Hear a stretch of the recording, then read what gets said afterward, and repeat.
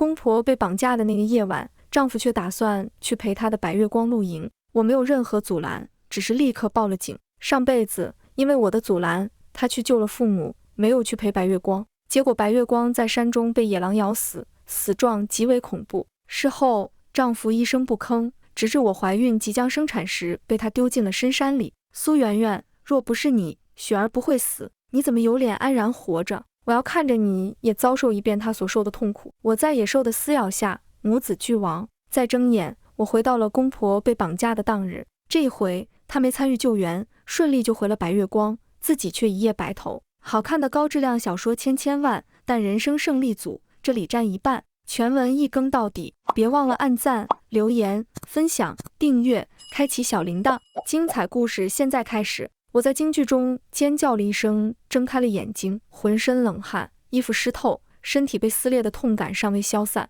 我伸手摸了摸平坦的腹部，听着心跳声，泪水如决堤般滑落。我摸索着找到手机，查看时间，我重生了，重生到公婆被绑架的那一天。过不了多久，绑匪就会来电，要求我们在半小时内筹备3000万赎金送过去，否则直接撕票。我和他自小青梅竹马，双方父母早有约定，给我们定了娃娃亲。不管是家族联姻还是我个人的心意，我都会成为他的妻子。我知道他有个前任，只是家里不同意。婚前我询问过他是否真心愿意与我成婚，是否因为爱我才与我结婚，他都给予了肯定答复。我便安心地与他走进了婚姻殿堂。婚后他对我不冷不热，还和前任藕断丝连，我都假装看不见听不到，默默忍受。我爱他，不想失去他，也不想失去这段婚姻。就因为如此，我付出了生命的代价，还连累了我那怀胎10月的孩子。重来一次，我绝不再犯同样的错。我看着从楼上跑下来的高秋阳，缓缓从沙发上起身。四目相对时，他看着我低声说：“我今晚不回来。”我没吭声，转头看向沙发旁的电话，是绑匪打来的。我迅速接起，按下免提。高世成和余香在我们手上，3000万赎金，半小时送到太和广场。敢报警，我立刻撕票。绑匪的话传进高秋阳耳中，他只是微微皱眉，随后不屑地笑了笑。苏媛媛，有意思吗？让他们俩一直陪你演戏，好玩吗？我看着他这张脸，想到我坠入地狱时他在一旁冷眼旁观的样子，那10多年的爱意瞬间消失得无影无踪。高秋阳，电话你听到了，怎么做是你的事，我不参与。你要是觉得我们在演戏，那也随便你，但我还是要强调，我没和他们演戏。也许是我太过平静，高秋阳犹豫了一下，但最终还是大步转身离开。上一世接到电话时，高秋阳也是这么想的，不过我知道我没和他爸妈演戏，所以拼命阻拦了他。经过一整晚的搜寻，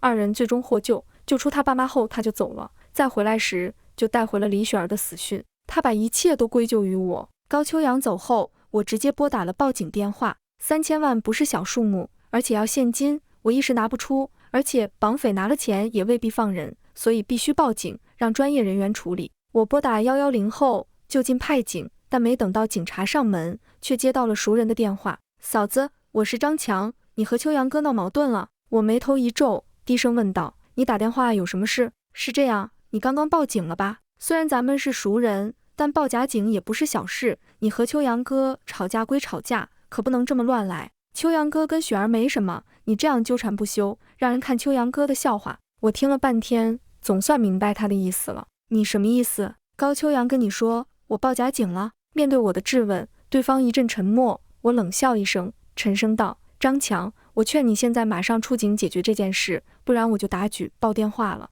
张强冷哼一声：“苏媛媛，你别以为所有人都像高秋阳那样任你指使，我可不是你苏家的安保泼妇，你连李雪儿的一根汗毛都比不上。”听到这话，我挂断了电话，随后重新拨打报警电话，顺便举报了张强。另外派来的警察10几分钟后才到，询问了我一些情况，还听了第一通电话的录音。众人神色严峻，迅速查了来电号码，发现未注册，打回去是关机状态，只能等绑匪再次来电。受理案件的警察在等待，而我在联系我的私人财务经理。我账上能动用的现金有多少？1700万，全部准备好。挂断电话后，我又给高秋阳的叔叔打去电话，听到高秋阳爸妈被绑架，他叔惊叫道：“谁干的？秋阳在吗？不知道绑匪是谁。秋阳去陪李雪儿露营了。叔叔，绑匪要3000万现金，我自己凑不够，你能凑多少帮我凑一凑，我1周后还你。你这孩子，就我大哥，还说什么还不还？你还差多少？1300万。你放心，我去凑。半小时很快过去，对方打来电话，我迅速接听，旁边的技术警马上开始定位，很快就摇了摇头，定位失败。我的心逐渐下沉，只听对方厉声问：时间到了，钱送来了吗？还没凑够，请给我多些时间，我丈夫不在，我没那么多钱。我说过，时间到了钱没到就撕票。我赶忙哀求，你别伤害他们，你们不就是为了钱吗？杀了他们拿不到钱，得不偿失，再给我半小时，半小时后我一定筹够钱。我刚说完，电话里就传来公公婆婆撕心裂肺的叫声，绑匪凶狠的声音再次响起：半小时，一人砍掉5根手指，你要是想拖延，尽管拖。电话挂断后，门口出现了张强的身影，他听到了刚才的声音，此时脸色惨白地看着我，嗫嚅着解释：秋阳哥给我打电话了，说二老陪着你演戏，就是为了留他在家。我不想说话，旁边的警察说：给高秋阳打电话吧，把事情告诉他。张强应了一声，走到旁边打电话，电话里传来声音：正在通话中。我想到婆婆那娇弱的模样，被热水烫一下都要别人吹吹，现在不知道要疼成什么样。我深吸一口气，让自己镇定，迅速给叔叔打电话，也是正在通话中。我刚挂断电话没几分钟，高秋阳叔叔的电话就来了，我还没问钱是否凑够，就听他叹气道：圆圆啊，不是叔叔说你，这种事你怎么能拿来哄骗长辈？大哥大嫂宠着你，你也该劝劝他们别闹过了，要不是问了秋阳，我心脏病都要被你吓出来了。那一刻，我的心如同死灰。高秋阳和您说这是我们演戏了，叔叔你不信我可以，但你能联系上我公婆吗？警察就在我身边。电话那头连连叹气，接着说：秋阳心里有别人，孩子，实在不行你就和他离婚吧，这样大家都解脱。我挂断电话后，张强那边打通了高秋阳的电话。张强说：哥，你快回来，叔叔阿姨好像真被绑架了。电话那头不是高秋阳，而是李雪儿。强子，你们也陪着苏大小姐演戏啊？你杨哥正在烧烤，我喊他接电话。话音落下，听到李雪儿转达了张强的话，高秋阳都没接过电话，只和李雪儿说挂了。苏媛媛那个疯女人，一天都不想让人好过。电话挂断，张强皱着眉头看向我，我垂眸苦涩一笑，我没主意，但对方让送钱去太和广场，钱虽然不够我也得去，我做诱饵，是不是能增加你们破案的概率？旁边的女警说：苏小姐，我替你去送。我笑了笑，万一绑匪认识我呢？你去不就露馅了？你们在外围保护我，我亲自去送。因为大家都没头绪，便同意了我的要求。绑匪再次来电时，我骗他们说钱已筹够，让他们确定送钱地点，我送过去，一手交人，一手交钱。只听对方冷笑一声，然后漫不经心地回答：好啊。我心里顿时觉得不对，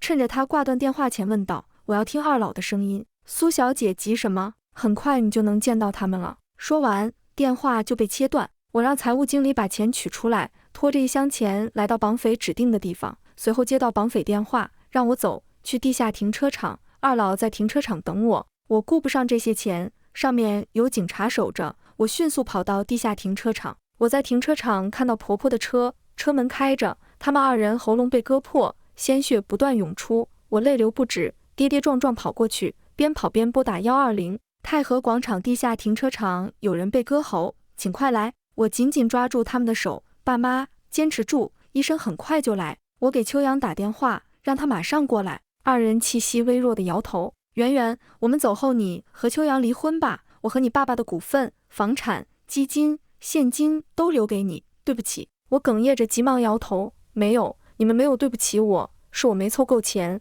是我筹钱耽误了时间。圆圆别自责，与你无关，绑匪根本没打算让我们活。我不停地拨打高秋阳的电话，一直在响，却无人接听。我给他发微信：高秋阳，爸妈伤得很重，你赶紧回来。发出的消息石沉大海，没有回应。我继续发，继续打电话，直到二老缓缓闭上眼睛，高秋阳也没有消息。救护车来了，可已经没有抢救的必要。我站起身，眼前一片漆黑，感觉天旋地转，急忙抓住车门，被一只手扶住。我回头，是同行的警察。苏小姐，钱没被拿走，来拿钱的绑匪在抓捕过程中从高空坠落，目前昏迷，请节哀。我们一夜未眠，所有人都回了警局，做完笔录，很简苛的人从高秋阳父母的遗体上提取证据，绑匪不止一人，但目前只抓到一个。发生这么严重的案件，警局里气氛紧张，一定要把凶手全部抓捕归案。我等警局的人提取完证据后，联系了殡仪馆。高秋阳还是没有回电话和信息，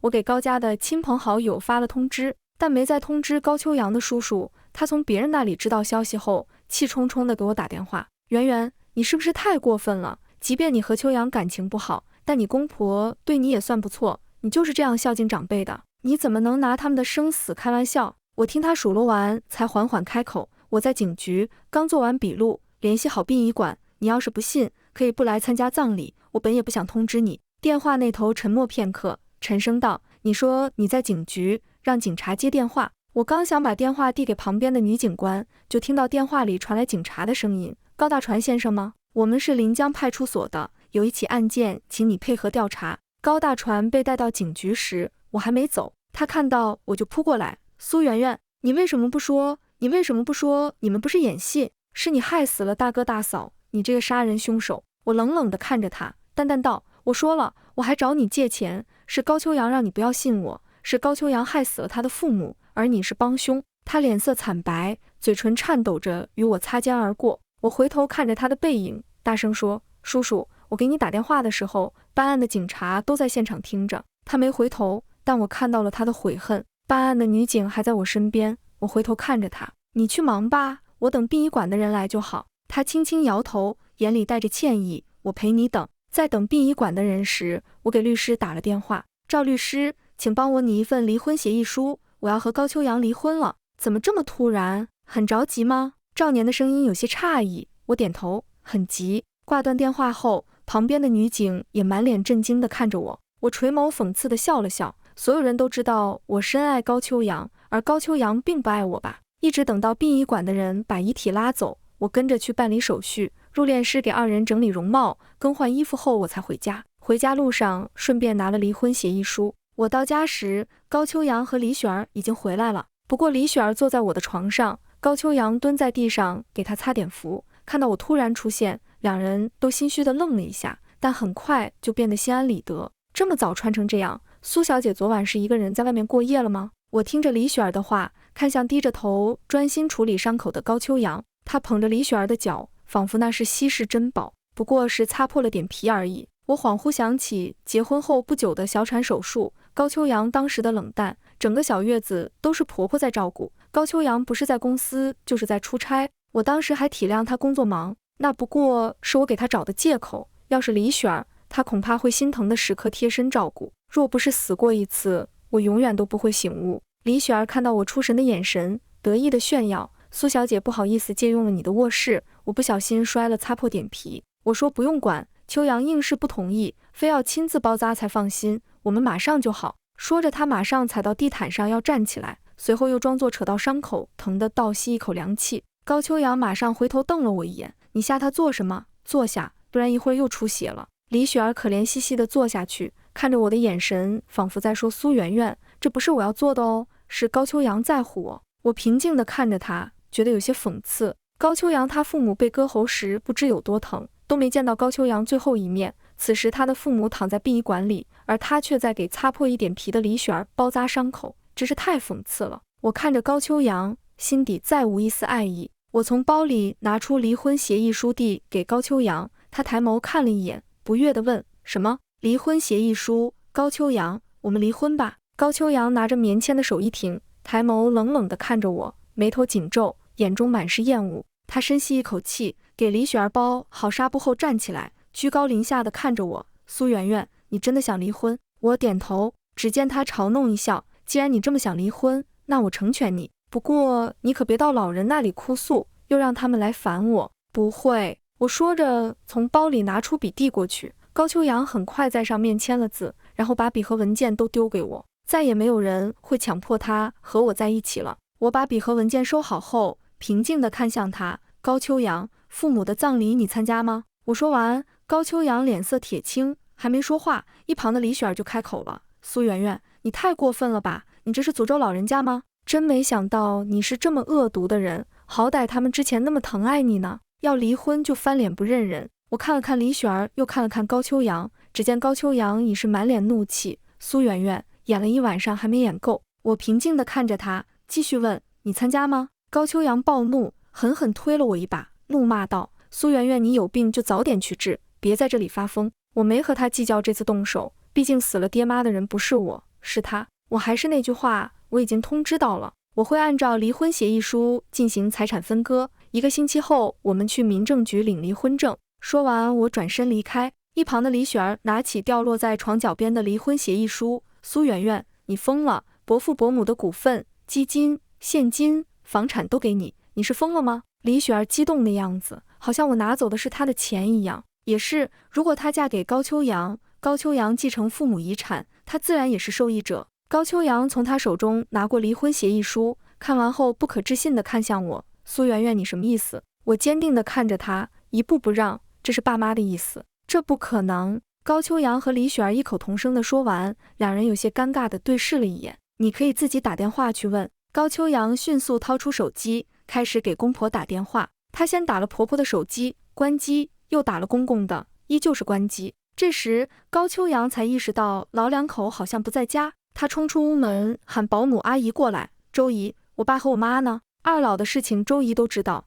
此时高秋阳问起，他缓缓看向我，你看他做什么？他们俩去哪儿了？周姨微微低下头，少爷、老爷和太太已经遇害了。高秋阳根本不信，他愤怒地看着保姆，沉声道，从今天起你被辞退了。保姆大惊失色，少爷，我没做错什么呀。李雪儿在旁边讥笑，没做错什么，你搞清楚，这里是高家不是苏家，你伙同苏媛媛诅咒伯父伯母，还没做错什么。周姨还想求高秋阳，我一把拉住了他，阿姨，你继续做，等我搬出这个家的时候，你跟我走。周姨感激地看着我。高秋阳愤怒地给公司律师打电话，但对方应该是在忙，所以没接通。随后他又给高大船打了电话过去，我刚想说他在做笔录，但话到嘴边又咽了回去。高大船应该是问询结束了，他接通电话之后痛哭着问高秋阳，你在哪儿？赶紧滚回来。高秋阳眉头紧锁，叔叔，我在家里，你看到你爸妈了吗？一刀割喉啊，被一刀割喉，到底是为啥让那些畜生这么恨他们？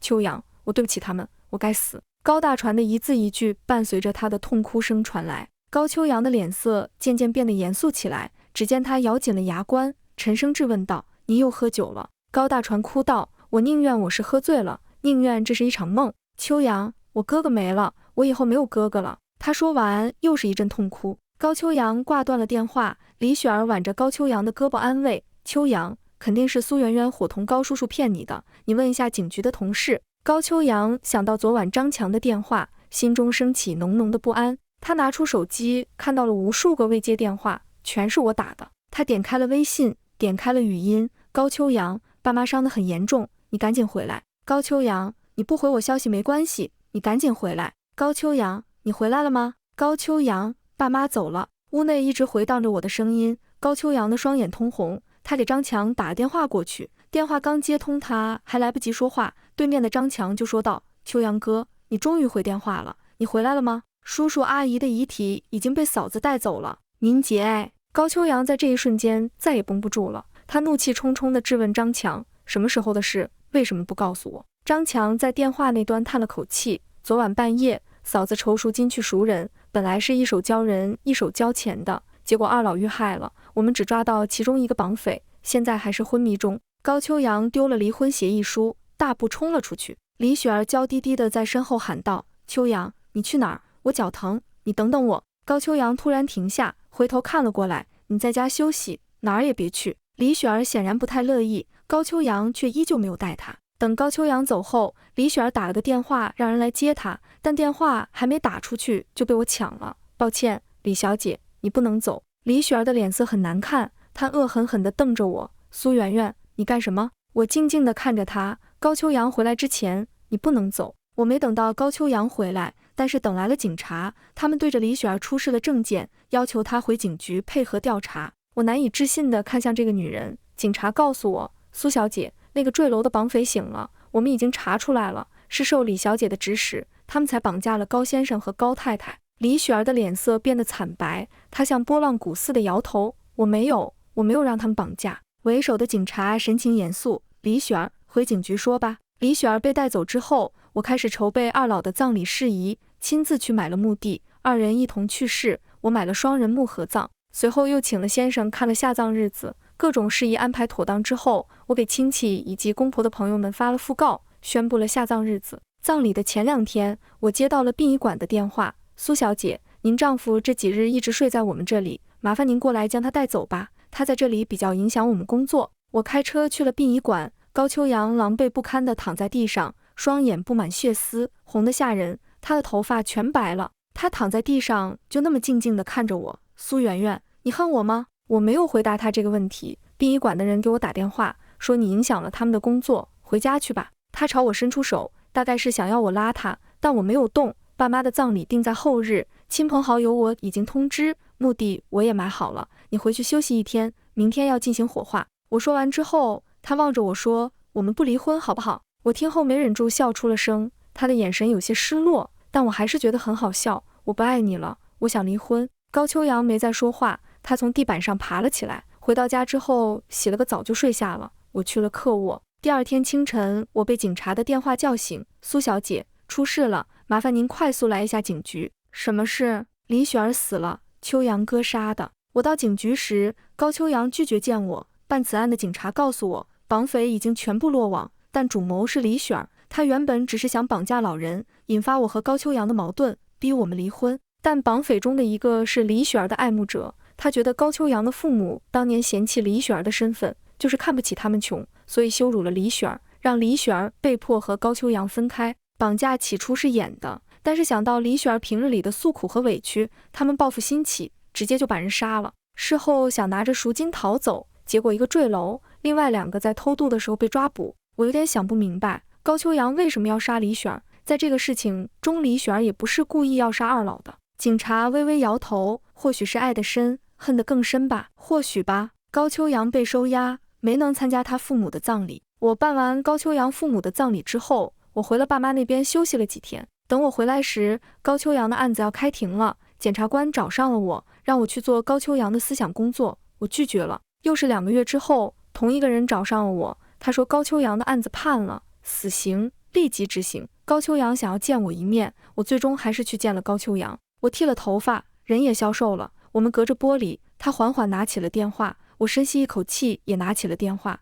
对视良久之后，他才缓缓开口：苏媛媛，对不起。我沉默着没有说话。我知道我万死难辞其咎，我这样的人就该下地狱。我微微皱眉，觉得有些恶心，不想再听下去了。你喊我来就说这些吗？我不想听这些。说着，我就准备挂电话。高秋阳着急起身，被身后的工作人员按了下去。他在电话里喊道：苏媛媛，我错了，我不想离婚，我不想跟你离婚。媛媛，你恨我吧？你恨着我，是我被李雪儿那个贱人骗了。上辈子他根本没死，他假死骗走了赎金，过得逍遥自在。他骗了我，媛媛，我是被他骗了。对不起，我错了，媛媛，下辈子我补偿你好不好？我看着他，想起他冷眼旁观野兽撕咬我的样子，我缓缓闭上了眼睛，过了许久才睁开看向他。高秋阳，你死之前，我会去民政局申请解除我们的婚姻关系，你连做我的亡夫都不配。我挂断了电话，决然地离开了。当天下午，我就拿着离婚协议书去领了离婚证。1个星期后，高秋阳被处决。我卖掉了那些房产，抛售了基金，决定把公司股份也抛售后出国。高大船卖房卖车，还做了过桥贷款，从我的手中买走了高氏的股份。我带着钱，一身轻松地离开了。往后余生将是一片自由的天地。